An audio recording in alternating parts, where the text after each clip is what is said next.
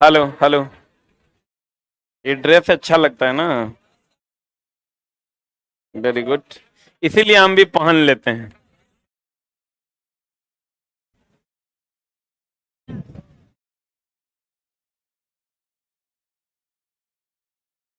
मेरा कोई तारीफ करता है हमको लाज लगने लगता है। वाह, बहुत बढ़िया। आइए इस प्रचंड गर्मी में आपका स्वागत करते हैं और चलते हैं हम लोग वेव एंड साउंड की ओर। कल हम लोग पढ़ रहे थे तीव्रता और तारत्व के बारे में। पढ़ रहे थे ना।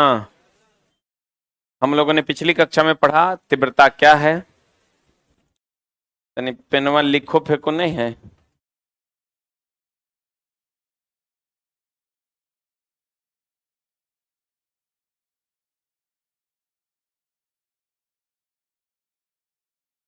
हम बोले थे आपको तीव्रता किसी ध्वनि का वह लक्षण है जिसके कारण ध्वनि धीमा अथवा प्रबल सुनाई पड़ती है। तीव्रता ध्वनि का वह लक्षण है जिसके कारण ध्वनि धीमा और क्या सुनाई पड़ता है, प्रबल सुनाई। तारत्व ध्वनि का वह लक्षण है जिसके कारण ध्वनि मोटा या पतला सुनाई पड़ता है। ध्वनि की तीव्रता जो है आयाम पर निर्भर करती है और तारत्व जो है यह आवृत्ति पर निर्भर करता है। यही ना बात हम लोगों के बीच हुआ था। हमने आपको कहा था पहले हम लोग तीव्रता को पढ़ते हैं अच्छे से, फिर हम लोग तारत्व की ओर चलेंगे। बाबू नुनू आहा सुगा। तीव्रता पहला पॉइंट पूछेगा कि यह किस पर निर्भर करता है, तो यह आयाम पर निर्भर करता है। आयाम क्या है? महत्तम विस्थापन को आयाम कहते हैं। यह किस पर निर्भर करता है? आयाम। किस पर? उसके बाद आते हैं हम, चलो जी, तीव्रता आयाम पर निर्भर करता है। किस पर निर्भर करता है? आयाम पर निर्भर करता है। और यह तीव्रता का जो एसआई मात्रक है यह होता है माइक्रोवाट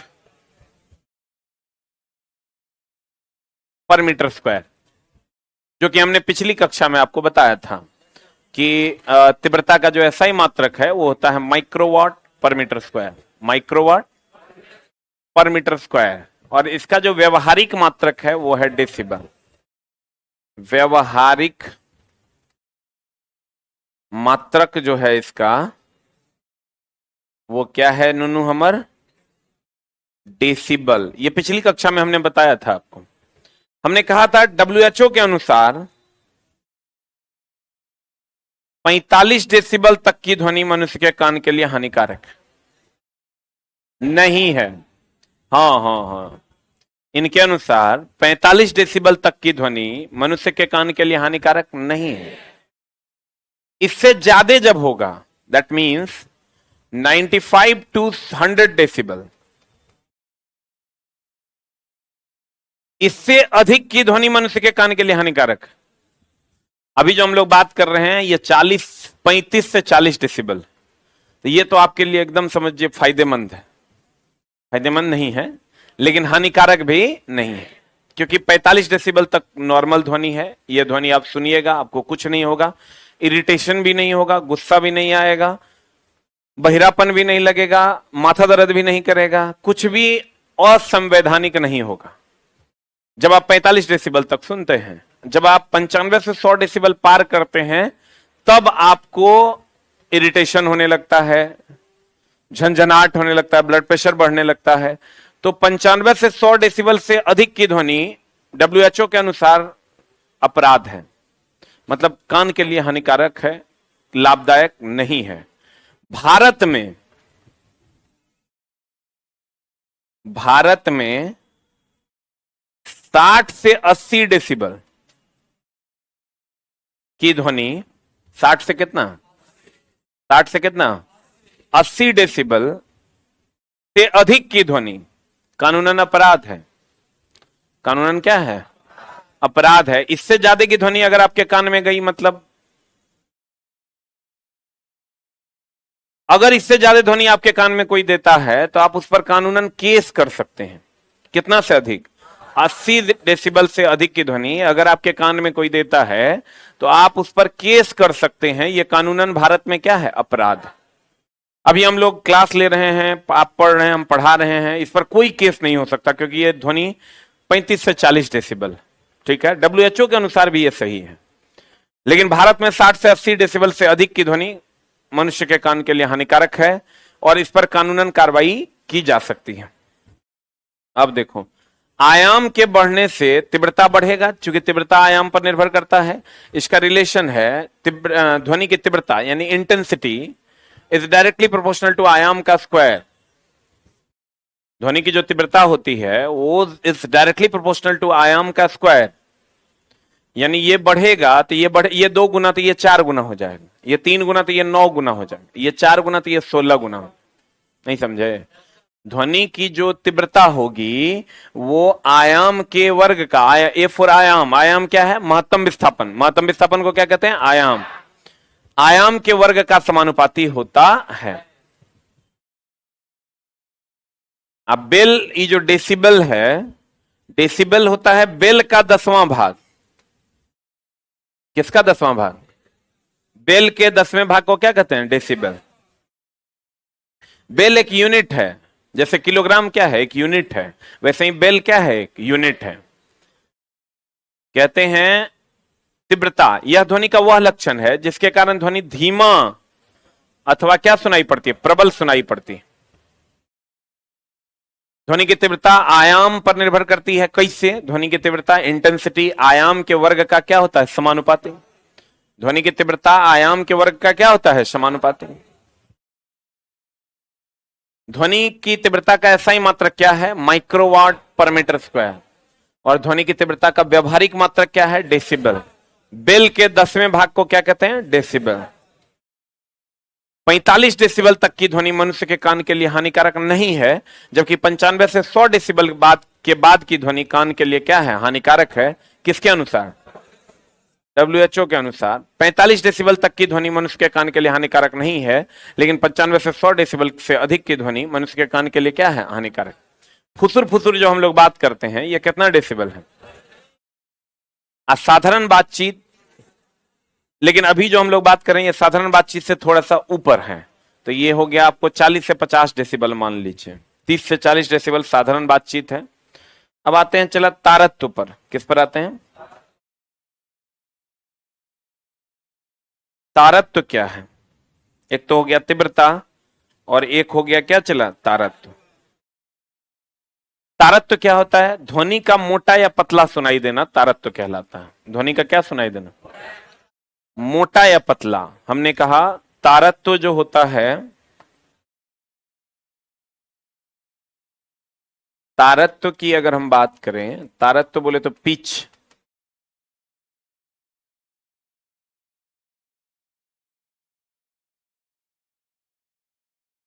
ये ध्वनि का मोटा या पतला सुनाई देना तारत्व कहलाता है। यह आवृत्ति पर निर्भर करता है। किस पर निर्भर करता है? अब देखो, जिसकी ध्वनि पतली है, अगर ध्वनि पतली है तो आवृत्ति अधिक है। आवृत्ति क्या है? अधिक है। और अगर ध्वनि मोटी है तो आवृत्ति क्या है? कम है। अगर ध्वनि पतली है तो आवृत्ति क्या है? अधिक। अगर ध्वनि मोटी है तो आवृत्ति कम है। तो बताओ, लड़कों की आवाज जो होती है इसकी आवृत्ति क्या होगी? इसकी तीव्रता भी कम होगी और आवृत्ति भी क्या होगी? आवृत्ति कम यानी तीव्रता, तारत्व कम। आवृत्ति कम यानी क्या? कम, तारत्व कम। तो इसका मतलब अगर मोटा होगा तो आवृत्ति कम यानी तारत्व भी ना कम। आवृत्ति कम यानी तारत्व भी ना कम। तब कहते हैं मोटी ध्वनि होगा तो आवृत्ति कम होगा। जैसे लड़कों की ध्वनि, मेढकों का टटराना, सिंह का गरजना, इस सब का आवृत्ति कम होता है क्योंकि ये कैसा होता है? मोटा। और पतला की अगर हम बात करें, किसकी बात करें?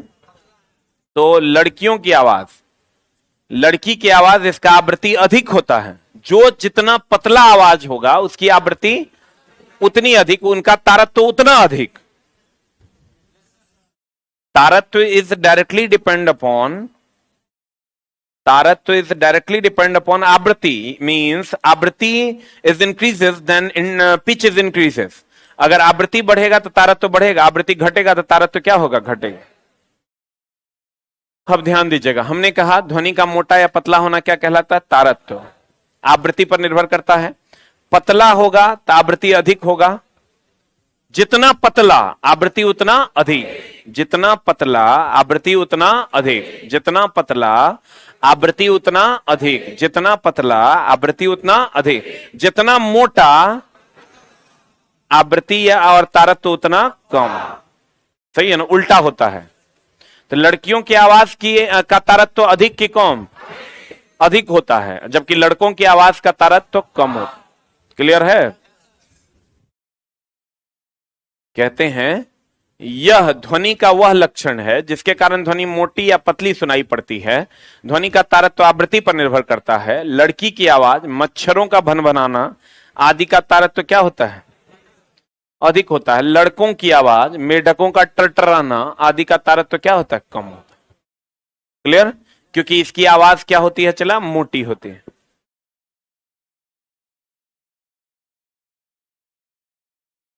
गुणता, एक बात बताइए कि कभी ऐसा हुआ है कि पापा और चाचा बात कर रहे हैं या भैया और भाभी बात कर रहे हैं और आप सुन रहे हैं कान देके?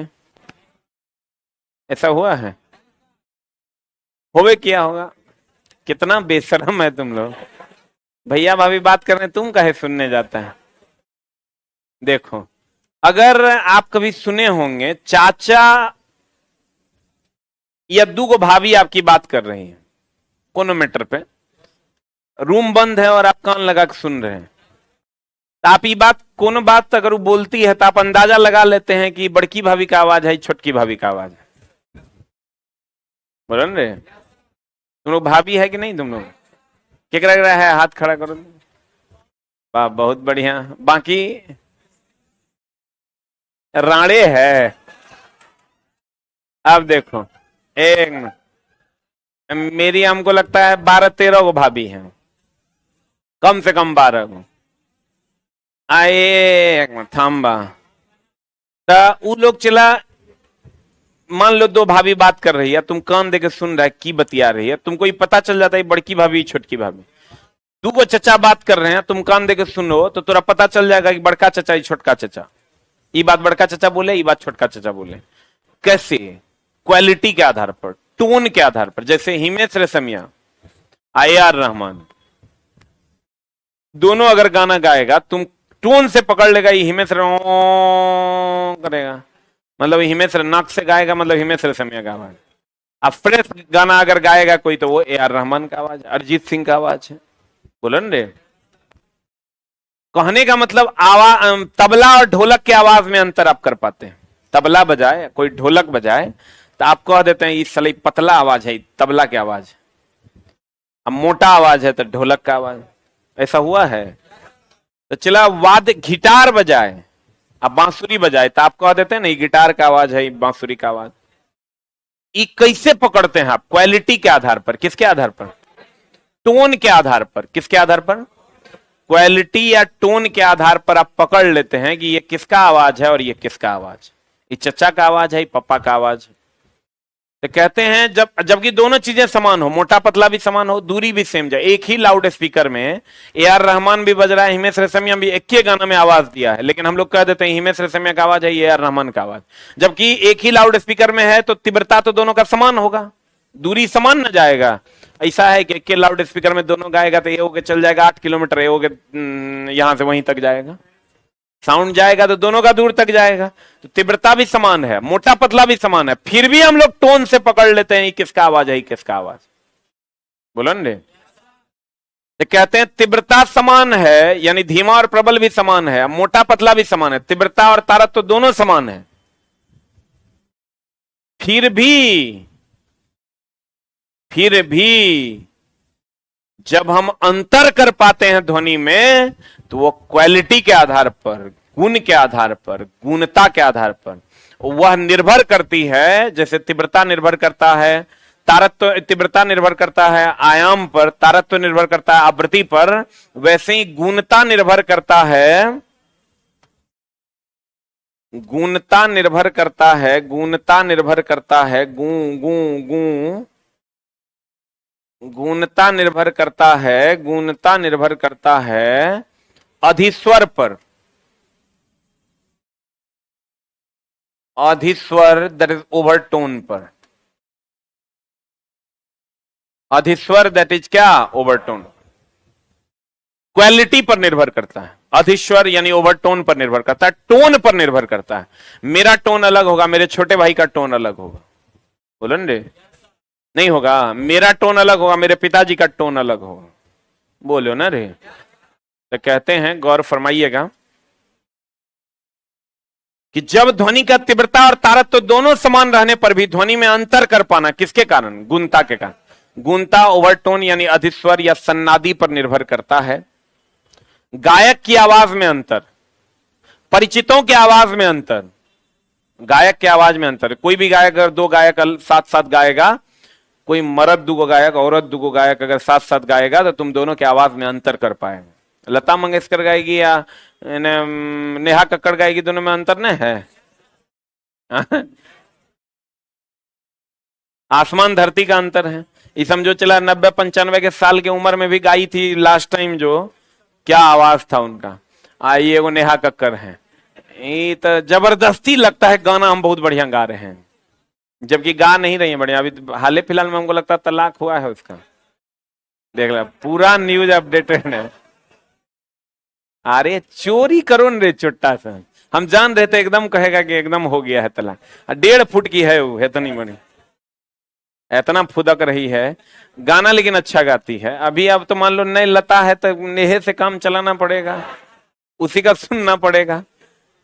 गायक की आवाज में अंतर, परिचितों की आवाज में अंतर, परिचित मतलब चचा पप्पा, विभिन्न वाद्य यंत्र यानी गिटार और बांसुरी की आवाज में अंतर किसके कारण होता है, गुणता के कारण। किसके कारण होता है? अब ध्वनि के वेग को प्रभावित करने वाले कारक, प्यारे बच्चों एक बार फिर से देख लीजिए, एक होता है तीव्रता, एक होता है तारत्व, एक होता है तीव्रता, एक होता है तारत्व और एक होता है गुणता। तीव्रता आयाम पर निर्भर करती है, तारत्व आवृत्ति पर निर्भर करता है, और गुणता अधिस्वर पर निर्भर करता है। किस पर निर्भर करता है? अधिस्वर ओवरटोन पर निर्भर करता है। बोलो हाँ या ना, एनी डाउट? इसका काम है धीमा और प्रबल सुनाई देना, ये मोटा और पतला, ये दोनों समान रहेगा तब भी अंतर कर पाते हैं हम लोग। किसके आधार पर? गुणता के आधार।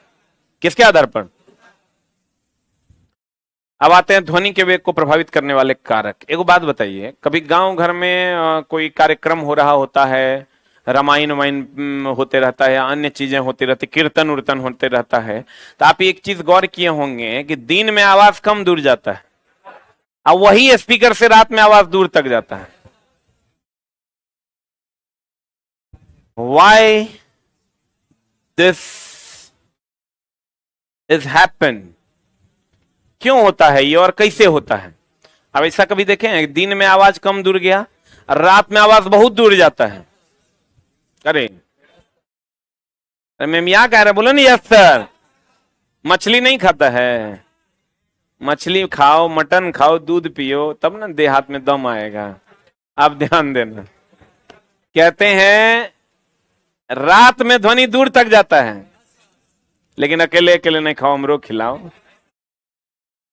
कहते हैं, गौर फरमाइएगा, तीव्रता, तीव्रता, तारत्व और क्या? गुणता। इसके बाद हम चलते हैं कि ध्वनि दिन में कम दूर जाती है, रात में अधिक दूर जाती है। ऐसा होता है? क्यों होता है ऐसा? चुप रहो ना यार, हम पढ़ाने हम आएंगे, तू आया है। तो रात में अधिक दूर तक जाती है और दिन में कम दूर तक। ऐसा होता है कि नहीं होता? तो बाबू, नुन्नू, सुगा, ऐसा क्यों होता है और कहां कहां ध्वनि के वेग को प्रभावित किया जा सकता है? किस किस चीज से ध्वनि के वेग को प्रभावित किया जा सकता है, उस पर हम लोग चर्चा करने वाले हैं। पहला तो तापमान, टेम्परेचर। नंबर वन, तापमान। तापमान ध्वनि के वेग का समानुपाती होता है।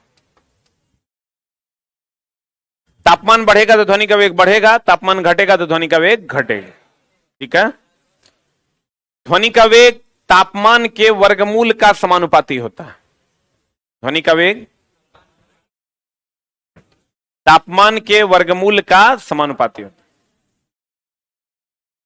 V बराबर के रूट अंडर टी। V बराबर फॉर्मूला क्या होता है? के रूट अंडर टी। ठीक है। अगर हम इसको V1 इसको T1 मान ले तो V2 बराबर हो जाएगा के रूट अंडर T2। बोले रे, एक एक कट जाएगा। V1 बटा V2 बराबर अंडर रूट ऑफ T1 बटा T2। बोलो हाँ या ना? V1 बटा V2 बराबर अंडर रूट ऑफ T1 बटा T2 हो जाएगा। ध्यान समझना, V समानुपाती रूट अंडर T, समानुपाती का चिन्ह हटेगा, के आएगा। बोलो हाँ या ना? ये आ जाएगा V1 बराबर के रूट अंडर T1 है, V2 बराबर के रूट अंडर T2। ई कट जाएगा, V1 बटा V2 बराबर T1 बटा T2 हो जाएगा। बोले भाई नहीं करेगा। और चला 1 डिग्री सी जब टेम्परेचर आप बढ़ाइएगा तो 0.61 मीटर पर सेकेंड ध्वनि का वेग बढ़ जाता है। या 1 डिग्री सी, इसी को अगर मीटर पर सेकेंड में नहीं लिखे सेंटीमीटर पर सेकेंड में लिखे तो 61 सेंटीमीटर पर सेकेंड बढ़ जाता है। कितना डिग्री सी बढ़ाने पर? तो ध्वनि का वेग नॉर्मली होता कितना है? 332। बोलो रे, तुमको कह देगा 25 डिग्री सी बढ़ाने पर ध्वनि का वेग कितना बढ़ेगा, तो हम कहेंगे कि 1 डिग्री सी बढ़ाने पर 332 प्लस 0.61। बोलवे नहीं करेगा। 1 डिग्री सी बढ़ाने पर कितना बढ़ेगा? 0.61 मीटर पर सेकेंड। अरे बोलो ना राजा। तो कहेगा 25 डिग्री सी बढ़ाने पर कितना बढ़ेगा, तो कहेंगे 332 प्लस 25 गुना 0.61।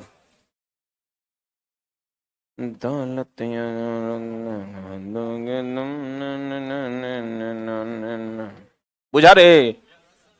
1 डिग्री सी बढ़ने से 0.61 मीटर पर सेकेंड बढ़ेगा, तो 25 डिग्री सी बढ़ने से कितना बढ़ेगा? 332 प्लस 25 गुना 0.61।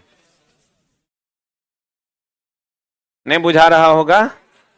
बुझा रहा है? अरे 1 डिग्री सी बढ़ने से अगर 5 बढ़ा तो 25 डिग्री सी बढ़ने से 25 गुना 5 बढ़ जाएगा। इतना तो थोड़ा समझ में आना चाहिए। नहीं आ रहा है? 1 डिग्री सी ध्वनि का वेग बढ़ने से 0.61 मीटर पर सेकंड बढ़ता है, तो 332 पहले से है, तो 1 डिग्री सी बढ़ेगा तो 1 डिग्री सी में 332 प्लस 0.61 हो गया। अब 25 डिग्री सी बढ़ेगा 332 प्लस 25 गुना 0.61 हो गया। बाबू बुझा रहा है कि बोरा में जा रहा है? पक्का ना? मेरे ध्यान दीजिएगा। तापमान के बढ़ने से ध्वनि का वेग बढ़ता है तथा तापमान के घटने से ध्वनि का वेग घटता है। ध्वनि का वेग तापमान के वर्गमूल का अर्थात भी समानुपाती root under T. 1 degree C तापमान बढ़ाने से वायु में ध्वनि का वेग 61 सेंटीमीटर पर सेकेंड या 0.61 मीटर पर सेकेंड बढ़ जाता है। अर्थात V1 बराबर के रूट अंडर T1, V2 बराबर के रूट अंडर T2, V1 बटा V2 बराबर अंडर रूट T1 बटा T2 हो जाएगा। बोले रे, 1 डिग्री सी बढ़ाने से ध्वनि का वेग कितना बढ़ रहा है? 61 सेंटीमीटर पर सेकेंड या 0.61 मीटर पर सेकेंड। बोलो हाँ या ना? कितने तापमान पर ध्वनि का वेग 17 डिग्री सी पर के वेग का दुगुना हो जाएगा? यही नहीं कह रहा है क्वेश्चन। तो मान लीजिए 17 डिग्री सी पर T1 बराबर 17 डिग्री सी। 17 डिग्री सी को केल्विन में बदलेंगे, 17 प्लस 273। तो 17 डिग्री सी को केल्विन में बदलने के, डिग्री सी को केल्विन में बदलने के लिए 273 से जोड़ते हैं।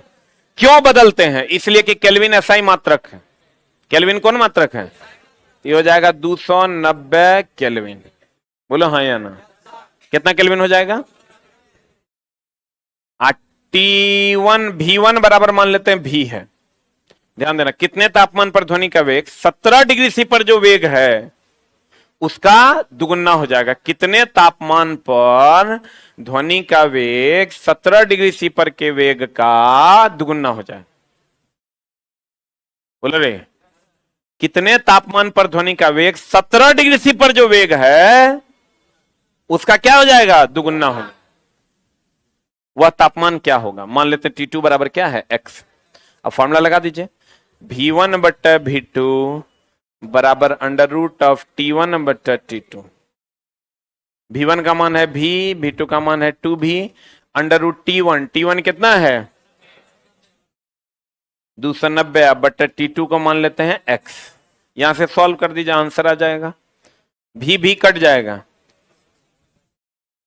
ये रूट उस साइड जाएगा तो स्क्वायर हो जाएगा। 1/2 है, कितना हो जाएगा? 1/4 बराबर 290 बट्टा x। x बराबर हो जाएगा 4 0 0, 4 9 36, 4 दूनी 8, 3 11। सही है। 1160 डिग्री सी की केल्विन। केल्विन। डिग्री सी में बदलने के लिए 273 घटा देंगे। क्या करेंगे? 273 घटा देंगे। फिर से समझ लो, कितने तापमान पर ध्वनि का वेग 17 डिग्री सी पर के वेग का दुगुना हो जाएगा? यही ना क्वेश्चन है। तो 17 डिग्री सी पर वेग मान लेते हैं हम, चला भी है, तो कह रहा है कितने तापमान पर यह दुगुना हो जाएगा? ये 2 भी हो जाएगा। वह तापमान क्या हो? पुट कर दिया हम वैल्यू, V1 बटा V2 बराबर अंडर रूट T1 बटा T2। सब वैल्यू पुट करके आंसर निकाल देंगे। अब गैसों का अनुभार। गैसों का क्या अनुभार? सब गैस का चला अनुभार अलग अलग होता है। जैसे हाइड्रोजन गैस का अनुभार है 2। हाइड्रोजन गैस का अनुभार कितना है? हाइड्रोजन गैस का अनुभार आप पढ़िएगा केमिस्ट्री में, अलग अलग गैसों का अनुभार अलग अलग होता है।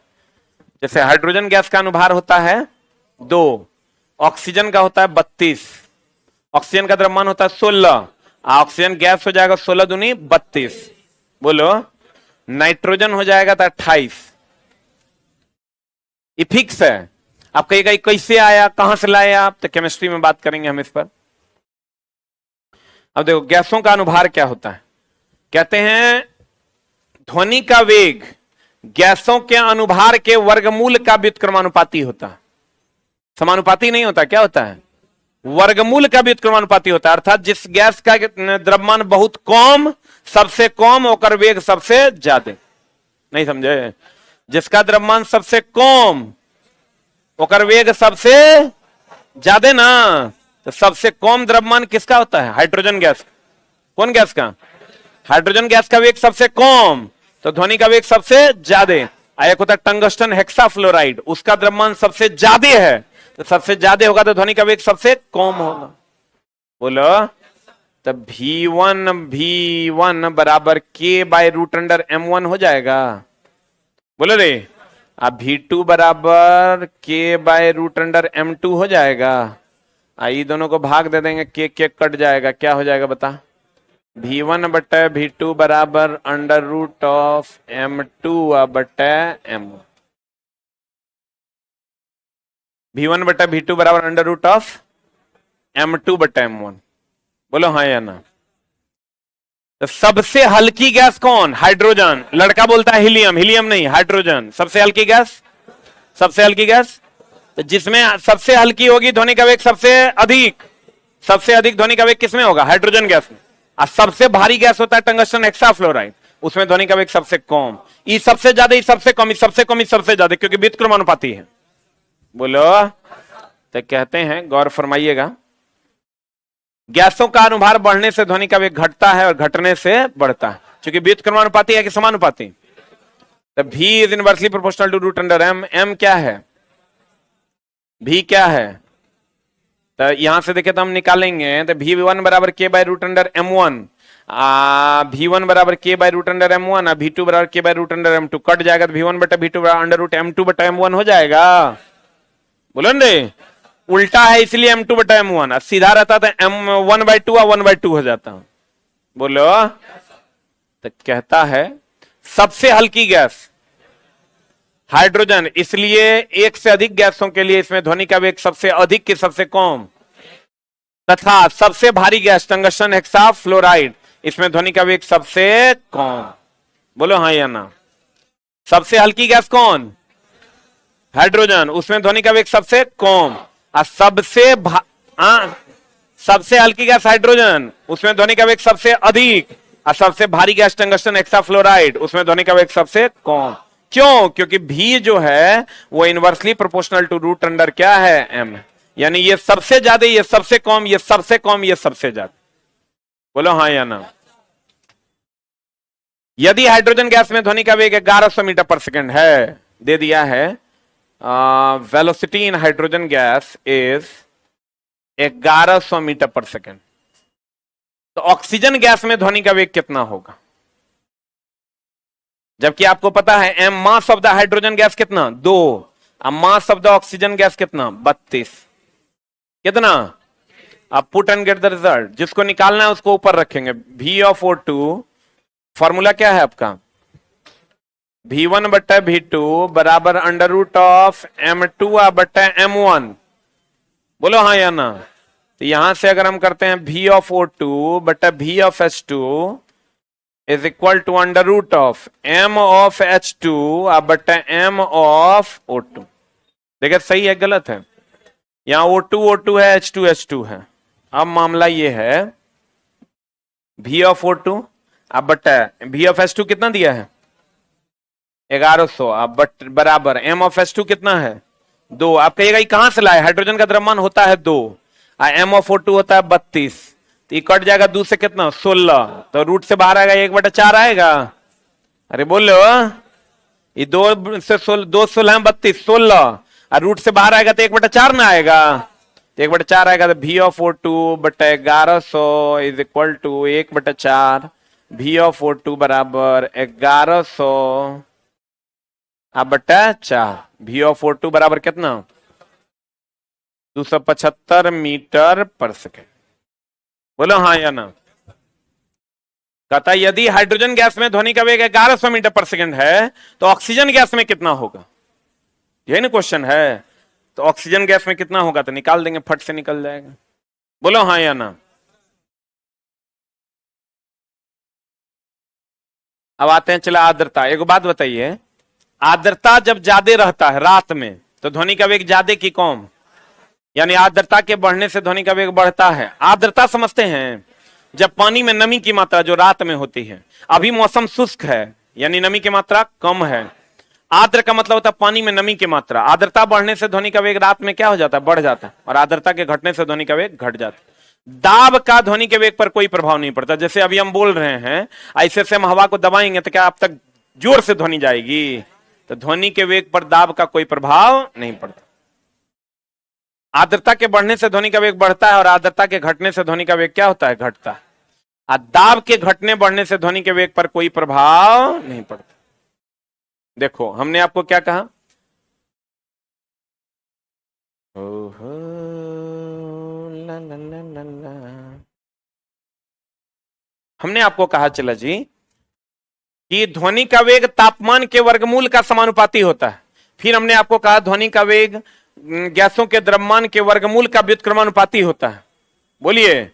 फिर हमने आपको कहा कि ध्वनि का वेग आर्द्रता के समानुपाती होता है। फिर हमने आपको कहा ध्वनि का वेग दाब पर निर्भर नहीं करता। बोलो हाँ या ना। तापमान बढ़ेगा तो ध्वनि का वेग बढ़ेगा, तापमान घटेगा ध्वनि का वेग घटेगा। गैसों का अनुभार सबसे कम, ध्वनि का वेग सबसे ज्यादा। गैसों का अनुभार सबसे ज्यादा, ध्वनि का वेग सबसे कम। आर्द्रता बढ़ेगा ध्वनि का वेग बढ़ेगा, आर्द्रता घटेगा ध्वनि का वेग घटेगा। ये बढ़ेगा दी बढ़ेगा, ये घटेगा दी घटेगा। और ध्वनि के वेग पर दाब का कोई असर नहीं पड़ता। आपको कहेगा ध्वनि का वेग 10 पास्कल दाब है, उसको 20 पास्कल कर दिया गया, अब ध्वनि का वेग कितना बढ़ जाएगा? कहेंगे नहीं बढ़ेगा, क्योंकि ध्वनि के वेग पर दाब का कोई प्रभाव नहीं पड़ता। बोलो हाँ या ना।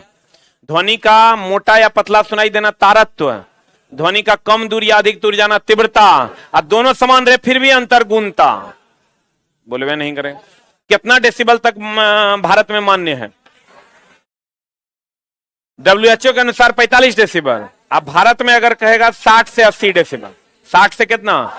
80 डेसिबल की ध्वनि मनुष्य के लिए हानिकारक नहीं है। उससे ज्यादा होगा तो केस कर सकते हैं। बोलो ना रे, बोलो ना रे। 45 डेसिबल तक WHO के अनुसार मान्य है। तो आपको एक क्वेश्चन देगा चला कि कौन सा ध्वनि कान के लिए हानिकारक है। ऑप्शन देगा आपको 75 डेसिबल से अधिक, दूसरा देगा 90 डेसिबल से अधिक, तीसरा देगा 95 से 100 डेसिबल से अधिक, चौथा देगा 30 डेसिबल से अधिक। क्या होगा आंसर बताइए? कितने लोग ए नंबर के फेवर में हैं? बी, सी, डी, हाथ उठाइए। The right answer is 75 decibel से अधिक। अब बताते हैं कैसे। 45 डेसिबल तक की ध्वनि मनुष्य के कान के लिए हानिकारक नहीं है, तो 30 डेसिबल से अधिक कैसे हानिकारक होगा? 30 डेसिबल से अधिक तो 35 भी है, 40 भी है, क्या वो हानिकारक है? नहीं है, तो ये नहीं होगा। तो 45 डेसिबल से अधिक की ध्वनि मनुष्य के कान के लिए हानिकारक है, लेकिन उतना नहीं है, लेकिन 95 से 100 के बाद बहुत ज्यादा हानिकारक। तो हम देखेंगे 45 के बाद जो पहला ऑप्शन होगा वो हमारे लिए हानिकारक। कितना के बाद? 45 के बाद जो पहला न्यूनतम होगा वो मेरे लिए हानिकारक। तो बताइए कौन होगा? 75 हो जाएगा। यहां लड़का पढ़ के गया 95 से 100 डेसिबल से अधिक की ध्वनि हानिकारक, यहां ही मार देगा। हानिकारक 45 से अधिक है, हानिकारक 45 से अधिक है, बोलवे नहीं करेगा। हानिकारक कितना से अधिक है? 45 से अधिक हानिकारक है। कितना से अधिक? 45 से अधिक हानिकारक है। तो 45 से अधिक के बाद जो पहला अधिकतम होगा वही मेरा आंसर होगा। बोलो न रे, ऐसा क्वेश्चन पूछा है, एक बार लिख लो।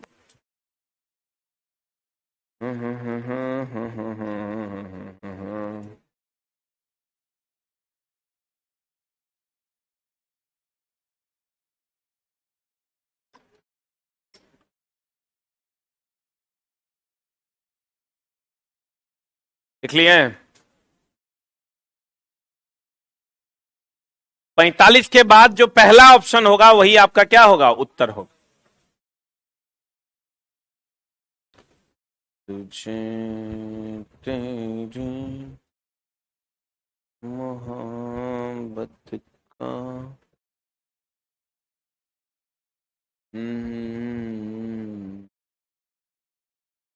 गया होगा।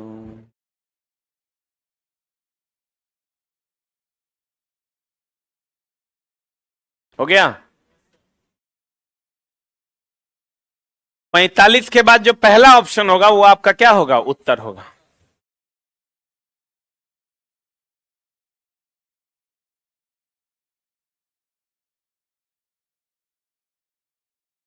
आज की कार्रवाई यहीं तक।